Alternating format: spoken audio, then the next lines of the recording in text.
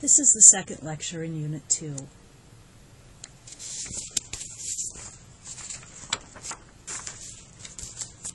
Connective tissue is very diverse. What all connective tissue has in common is a matrix, the material between the cells. The composition of this matrix varies with the tissues. It will consist of a ground substance containing water, polysaccharides, which are sugars, and proteins. Some will contain hyaluronic acid, a viscous slippery substance. Hyaline cartilage, such as what you find on the end of a chicken bone, is high in hyaluronic acid to make it slippery and reduce the friction. There are several types of cells in connective tissue, and these are just a few examples. Fibroblasts are cells that secrete fibers for strength and support. The ending blast tells you that it is a cell that builds something. Macrophages are one of the immune cells that engulfs invaders and debris by phagocytosis. Their name literally means big eater. Mast cells are another immune cell that live near blood vessels. These work with histamine as part of the immune response, which is the substance triggering itch, redness, and runny nose with allergies and other unpleasant symptoms. The adipocytes are fat cells. We have three fiber types in the connective tissue.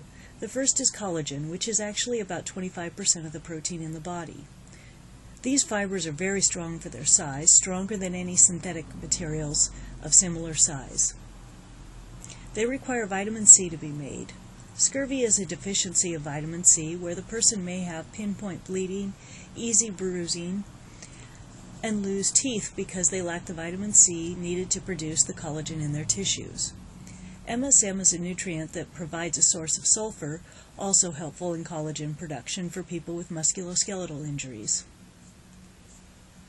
Elastic fibers are smaller and have the ability to stretch to 1.5 times their size and return to the original size, especially when they're new and younger. As we age, these lose their ability to return to their size, just like a rubber band that wears out, allowing our skin and other parts to sag. Reticular fibers are thin fibers that make up the framework of vessel walls in organs.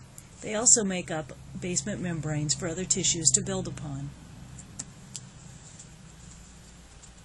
Here we begin looking at the types of connective tissues. The loose connective tissue is loosely arranged. The areolar tissue is below the skin and mucous membranes and around the blood vessels holding them in place.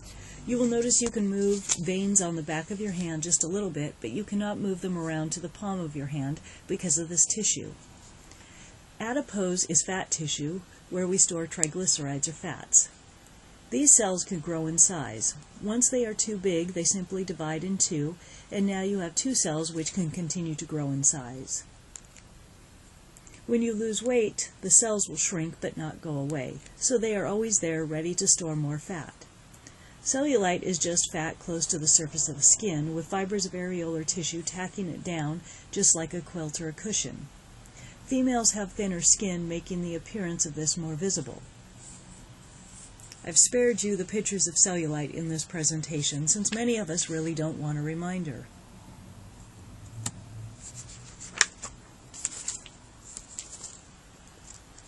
Reticular connective tissue is high in reticular fibers and helps to hold smooth muscle together in organs like the liver, the spleen, and the lymph nodes. Dense regular connective tissue is more densely arranged with fibers neatly arranged. This will form structures like ligaments, tendons, and aponeuroses, which are big, broad tendons for attachments. These are very strong attachments in the body. The irregular connective tissue is less neatly arranged and makes up the joint and organ capsules, fascia surrounding muscles, and the deep dermis of the skin. This is what gives leather its strength properties, which is made from the fascia and skin. Elastic connective tissue is able to stretch and is found in places like the lungs, arteries, bronchioles, and vocal cords. It is also in ligaments between the vertebrae. Most ligaments are not elastic, but in the case of the spinal column, the elastic nature assists the muscles in maintaining posture. Hyaline cartilage is slippery to reduce friction and is found on the ends of long bones. It is also found in the ribs, nose, larynx, and trachea. Fibrocartilage is high in fibers, giving it a high amount of strength. It is found in the pubic symphysis, the IVD or intervertebral disc in the spine, and the meniscus of the knee. Elastic cartilage contains elastic fibers for flexibility. It is found in tissues that need to bend or stretch, like the ear, epiglottis in the throat, and the eustachian tubes in the ear. Bone is also a connective tissue because it is made of cells between a bony mineral matrix. We have dense bone in compact bone and looser bone in spongy bone. We will cover bone more in detail in the skeletal system.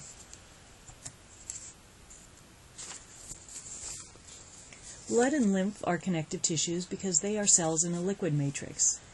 The plasma is the liquid matrix, which is composed of water, nutrients, and enzymes. The cells include red blood cells for oxygen transport, waste transport, and hormone transport. White blood cells are for immune protection, and platelets for clotting. The lymph is also a connective tissue, transported through vessels, but the liquid has less protein than the plasma.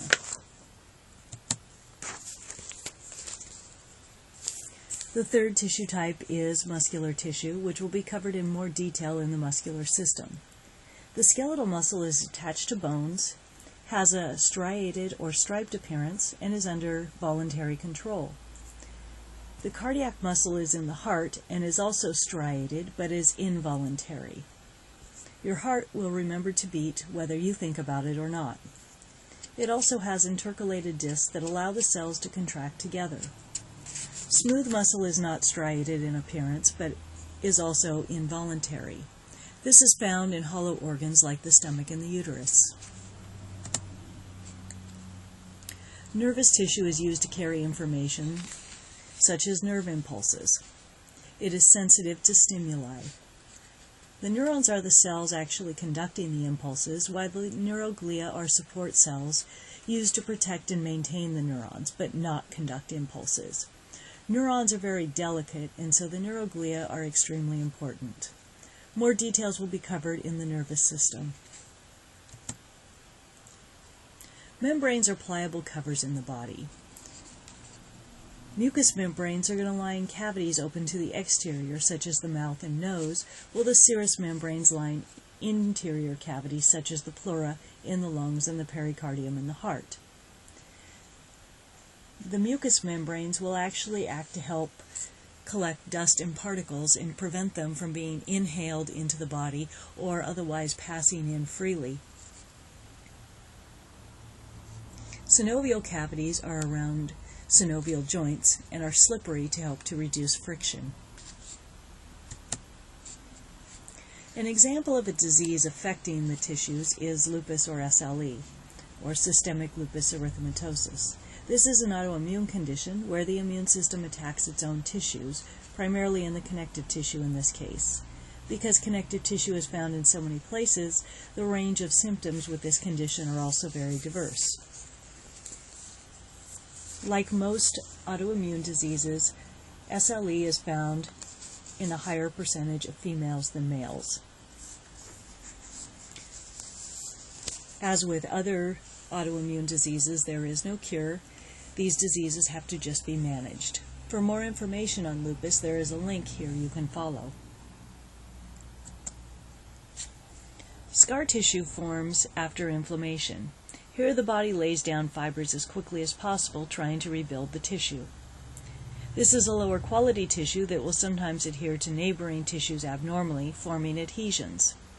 Scar tissue is weaker, more pain sensitive, and more likely to injure than other healthy tissue.